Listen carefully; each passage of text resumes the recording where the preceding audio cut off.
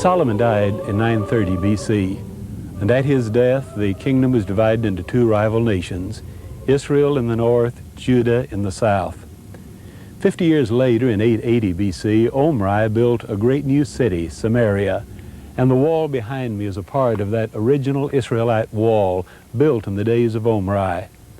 This city was destroyed by the Assyrians in 721 BC, and many of the people were carried away into Assyrian captivity, never to return.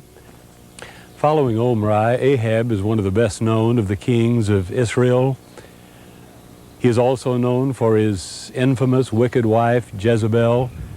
The palace of Ahab and Jezebel has been excavated, and these are the ruins that lie behind me here.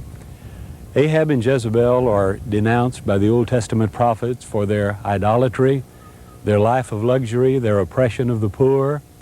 The prophets talk about the palaces of ivory, and when the archaeologists worked here, they discovered many pieces of ivory that had once decorated this elaborate palace. These ivory pieces are now on display in the Israel Museum in Jerusalem.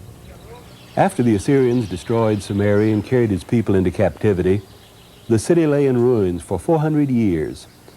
Then the city was rebuilt twice. The first time was when Alexander the Great and his armies came through the Bible land about 300 BC. Here's a large tower that survives from the Hellenistic period.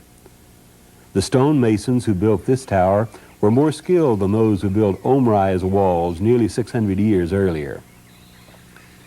Then Samaria was rebuilt again by Herod the Great. This was only 20 or 30 years before Jesus was born. This is the large Roman forum that Herod built, with many of the columns still standing.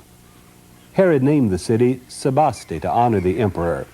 Sebaste is the Greek form of Augustus.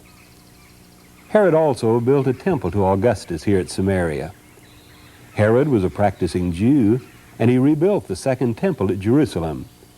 But he could also build a pagan temple to Augustus only 35 miles north of Jerusalem.